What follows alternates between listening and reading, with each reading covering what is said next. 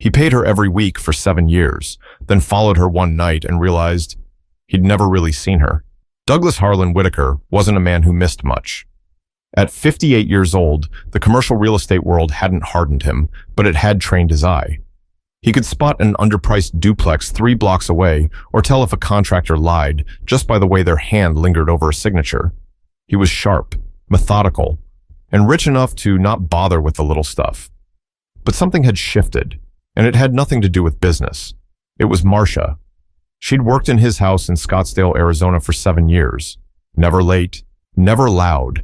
Never once in all that time had she asked for time off that wasn't related to a doctor's appointment or her church. She was the kind of woman who folded your shirts with crisp corners and refilled the sugar without saying a word. You didn't notice she was there. Until one day, you did. Douglas had noticed. Not in a romantic way. That wasn't what this was. It was different. She moved slower now, like she was carrying something heavy but invisible. She didn't complain, not once. But the big clue, the thing that stuck in his mind, was the photograph. He saw it one morning by accident. She didn't know he was behind her in the kitchen. Her coat was slung over the back of a chair and her hand was in the pocket, holding it. She didn't pull it out, didn't look at it. Just stood there for a moment, her eyes distant, her breath low and shaky, like she was underwater. Then, as quickly as she froze, she moved again, back to wiping the counter, back to being invisible. But Douglas wasn't the same after that. He couldn't explain why it bothered him so much. Maybe it was because she'd been the one steady thing in his life while everything else changed. His ex-wife had moved to Utah. His son barely texted. His business partners were sharks who only smiled when they smelled blood in the water. But Marcia, she was still there. And now something was clearly wrong. It was the sighs that really got to him. The kind you hear when someone thinks no one else is listening. Small, but deep, like she was breathing through some kind of pain. Douglas wasn't nosy. He hated gossip. But this felt different. Every Thursday, she left earlier than usual. She never said why, just, I've got to be somewhere. No smile, no story, just gone. At first, he assumed it was Bible study. She was always quoting little scriptures while dusting. But then one Thursday, he happened to walk past her car parked outside the gate. She wasn't inside. The passenger door was wide open. And in the back seat, stacks of paper, old canned goods, a blanket, a few juice boxes. That wasn't for church. He didn't ask, not yet. But from that point on, he started paying attention. He noticed how she rubbed her knees at the end of her shift, how she always carried a spare pair of sneakers in a grocery bag, how she skipped lunch every day and always insisted she was fine. Douglas didn't know what to do with all this information. It was like watching a movie with the sound off. He could see something happening, but he didn't understand it. And the weirdest part? He cared. This wasn't like him. He wasn't known for empathy. He paid his people well, sure, covered dental, handed out bonuses at Christmas. But his interest usually ended at the payroll ledger. But this wasn't about business. It was about her. And that Thursday, the skies opened up. Rain poured like the heavens had lost patience with Arizona's dry streak. And for some reason, Douglas stood at the window and watched Marcia leave. This time, he didn't just wonder. He grabbed his keys. But what he didn't realize yet was that following her would turn into something far bigger than he was prepared for. Douglas hadn't followed anyone in years. Not since his son was 16 and started sneaking out the back door at midnight with a backpack full of Red Bulls and bad decisions. Back then, he followed him out of fear. Tonight felt different. This wasn't fear. This was a pull. He didn't bother changing clothes, just threw on a windbreaker and slid into his truck. The rain hadn't let up, and the roads were a mess. But Marcia's little blue Corolla was easy to spot, even through the watery blur on his windshield. She drove carefully. No music, no stops. Just quiet, focused turns through neighborhoods Douglas had never seen this close. They were only about 30 minutes from his gated home, but it felt like another world. The road signs looked tired. The corner stores had bars on the windows. The streetlights flickered like they couldn't decide whether to stay on or quit altogether. Douglas gripped the steering wheel tighter. He knew the city had rougher parts, but he didn't think she lived here. And yet, Marcia kept driving, like it was nothing, like she'd done it 100 times. She finally parked outside an old church, St. Elmo Baptist. The paint was peeling, and one of the stained glass windows had been patched up with duct tape. There were no other cars in the lot, just hers and a rusted-out minivan near the side entrance. She grabbed the grocery bag from her back seat, the one he'd seen before, and rushed inside, ducking under the awning to avoid the rain.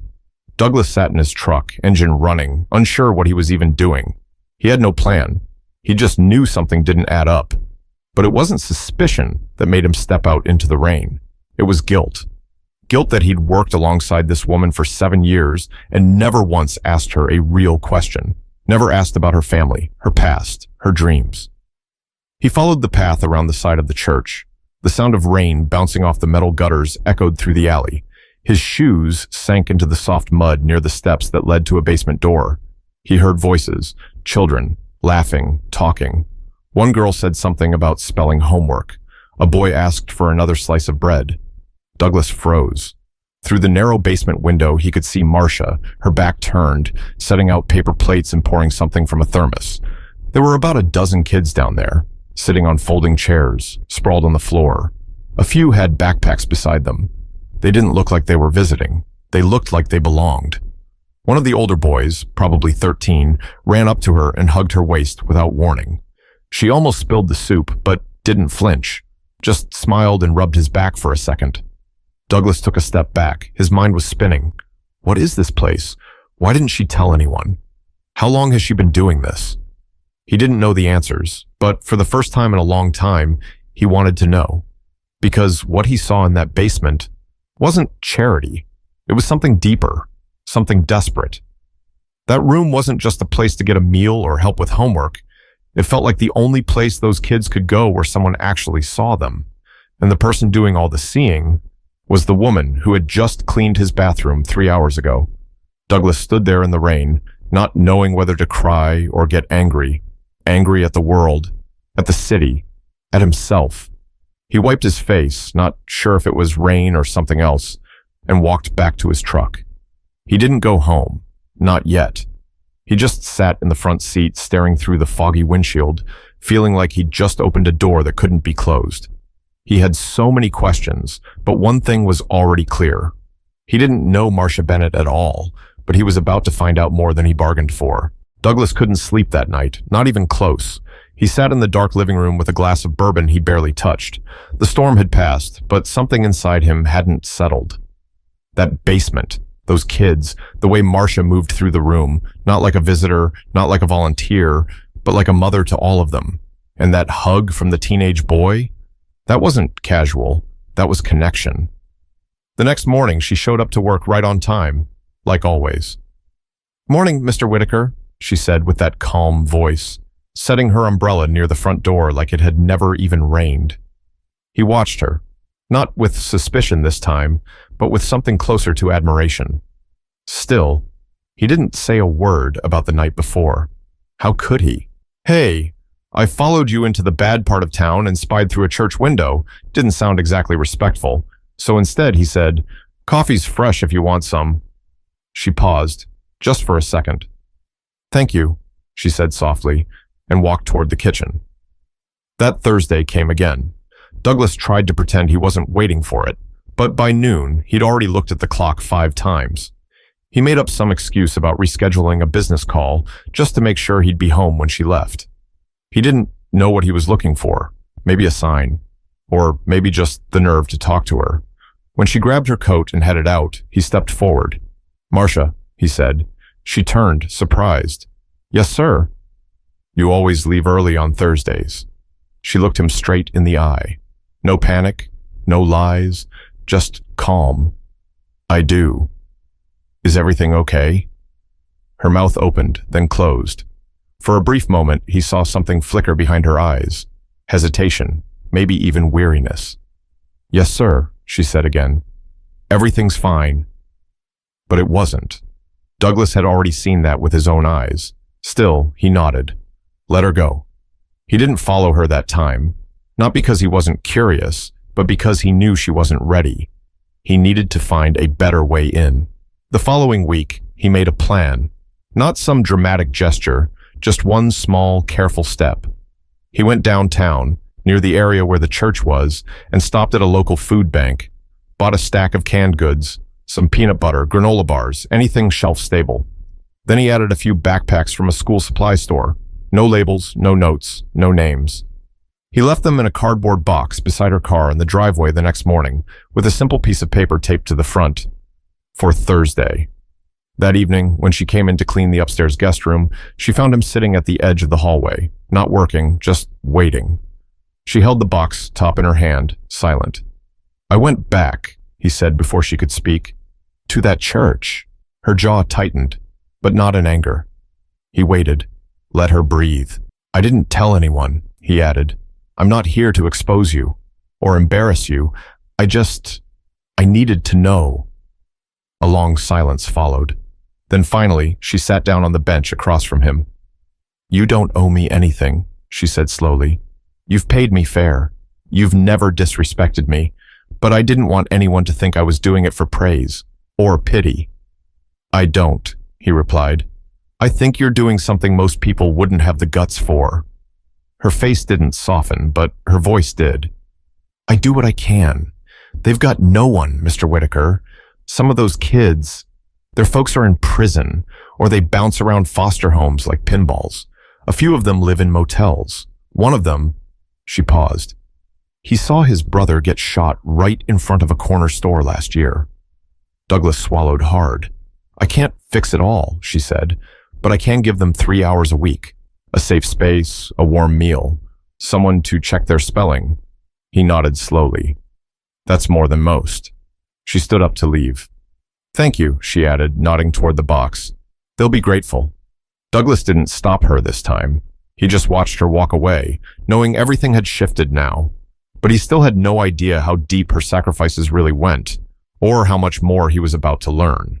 Douglas had always been good at solving problems, buying buildings, flipping contracts, managing men twice his size, but he'd never felt so helpless watching one woman stretch herself to the bone for a dozen forgotten kids.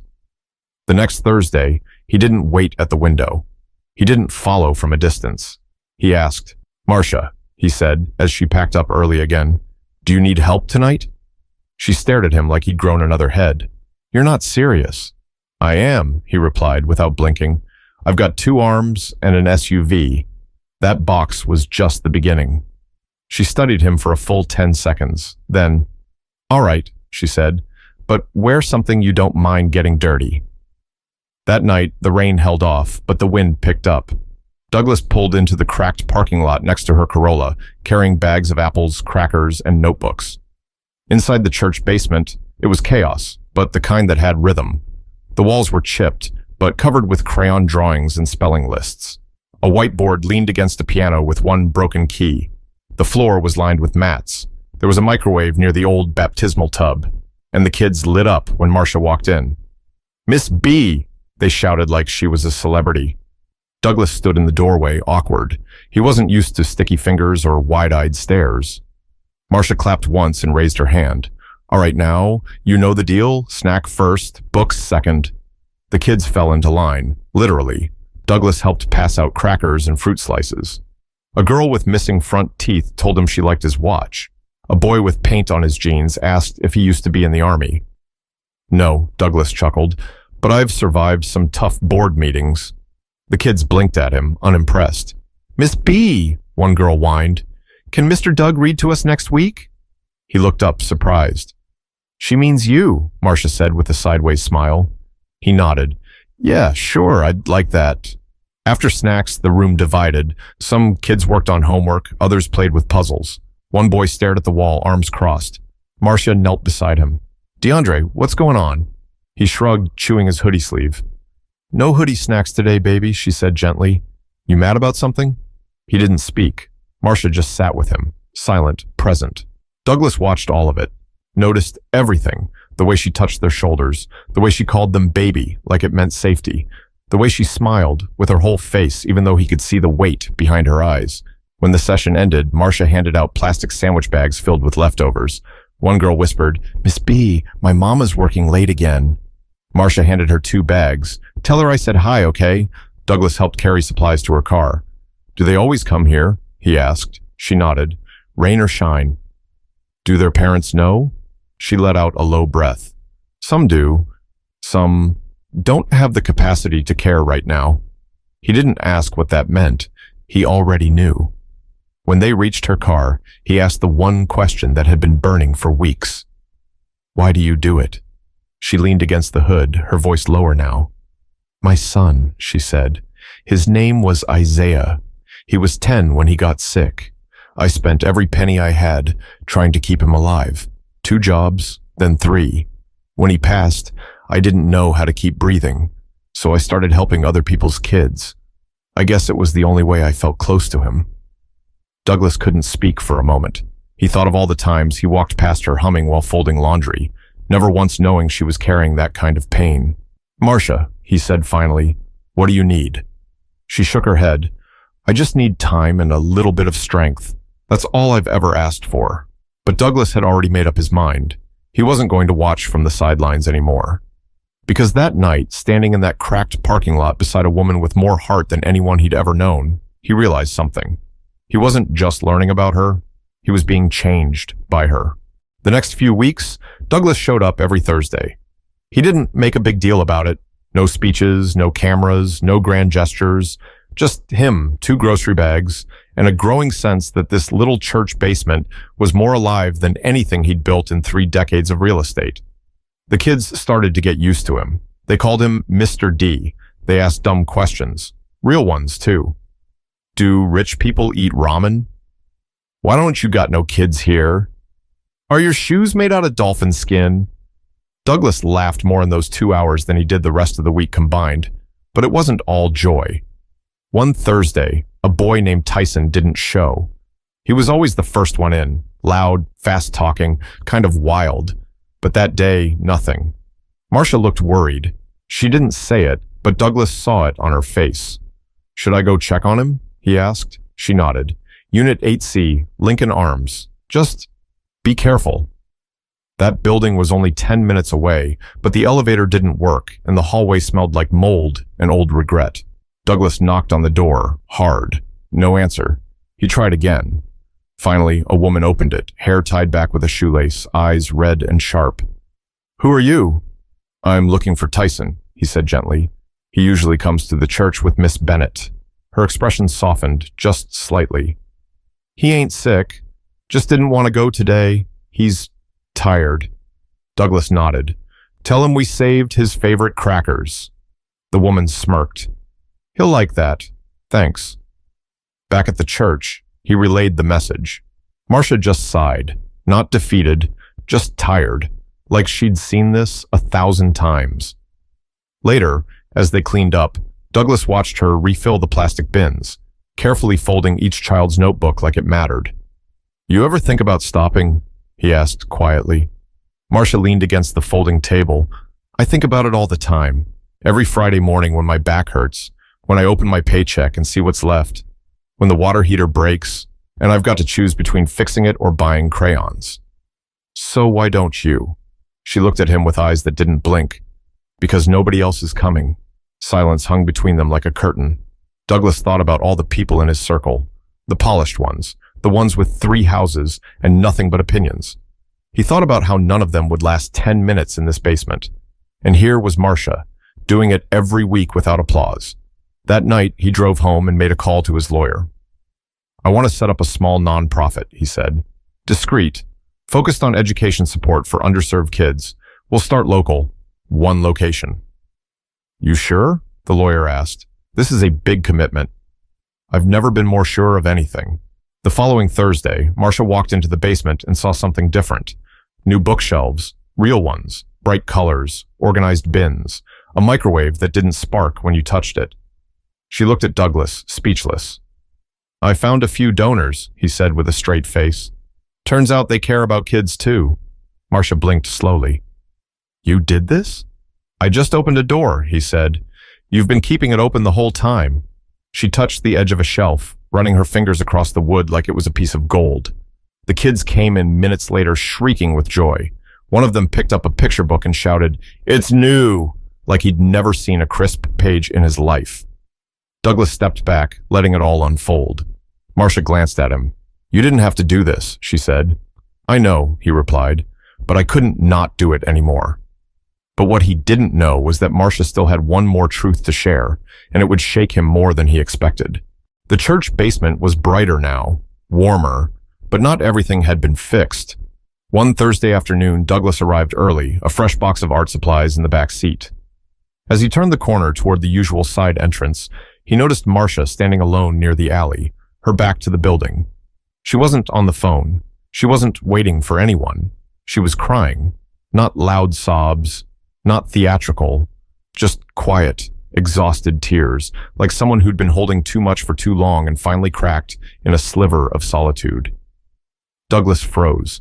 He didn't want to interrupt, but he couldn't turn away either. He gave her space, waited a minute, then approached slowly. "You okay?" he asked, his voice softer than usual. She wiped her face quickly. "Yeah, it's nothing." "It's not nothing," he said. "Talk to me." She looked at him, unsure. Then, after a beat, her words came out quick and low. "I missed rent last month, barely scraped by this one. I've been using most of my paycheck to keep this place running, and now my car's acting up. Again." Douglas took a breath. "Why didn't you tell me?" Marcia shook her head, frustrated. "Because it's not your responsibility, Mr. Whitaker. You've already done more than I ever expected. You don't owe me a thing." "I don't owe you," he said firmly. "I care about you. You're doing more with less than anyone I've ever met." She turned away, staring out at the street.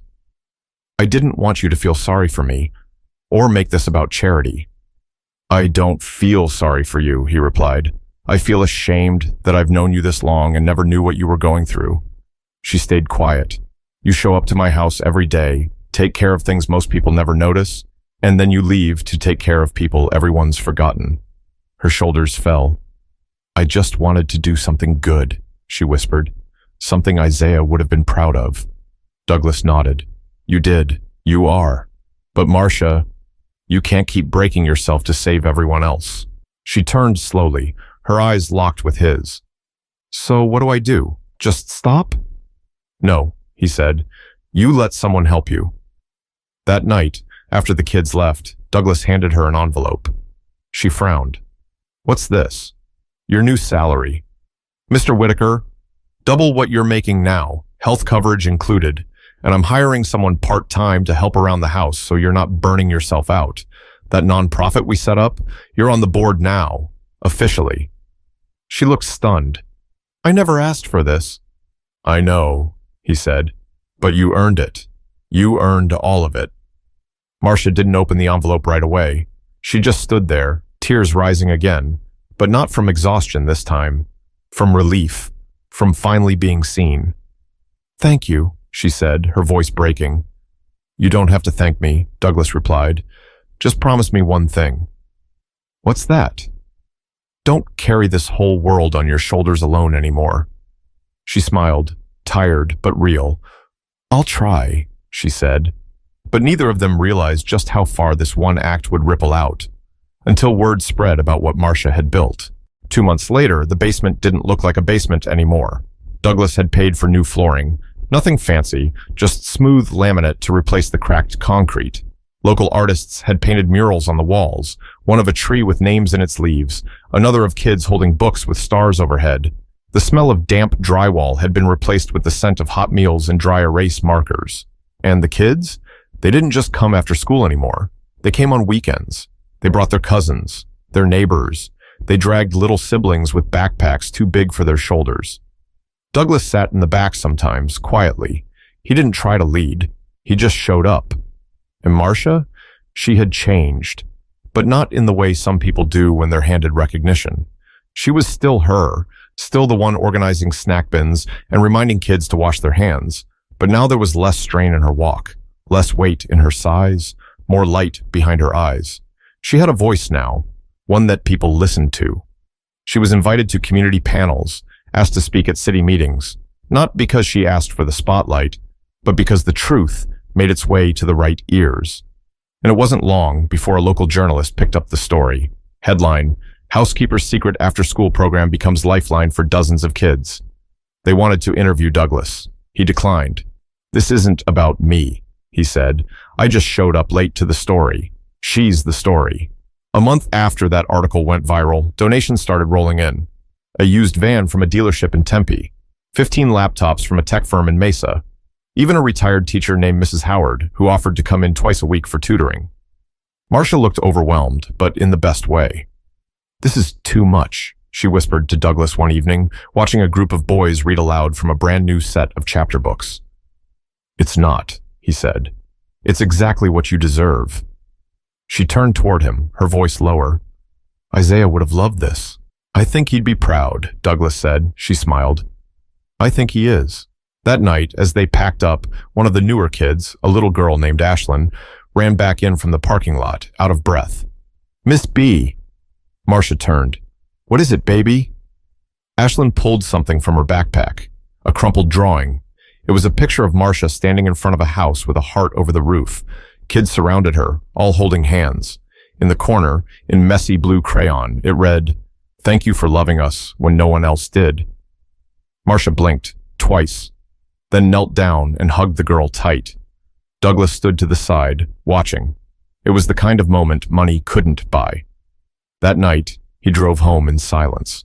Not the empty kind, but the kind where you feel full for the first time in years. He didn't care about meetings, stock forecasts, or acquisition strategies anymore. Not the way he used to. That part of his life still existed, sure, but it no longer defined him. What did? This messy, beautiful, sacred thing built in the cracks of a broken system. He'd spent years building properties that made people rich. Now he was helping build something that made people matter. The next morning, he called his son, left a message. "Hey, I know we haven't talked in a while. I'd like to fix that. I've been learning a lot lately about what it means to really show up for people. Hope we can talk soon." Then he brewed a pot of coffee and waited for Marcia to arrive. She walked in at 9:02 with a paper bag of biscuits and that same coat she'd worn the first day he met her. "You look tired," he said. "I'm alive tired," she replied. "That's the good kind." He smiled. "Ready for Thursday?" he asked. "Always," she said. And that's the thing about showing up. When you start doing it for the right reasons, it stops being a chore. It becomes who you are. Because sometimes the most important difference we make in this world isn't in what we own or what we build. It's in the lives we hold up when no one else will. So if you're watching this and wondering what you can do, maybe you don't need to change the whole world. Maybe you just need to show up for someone who's been carrying too much alone.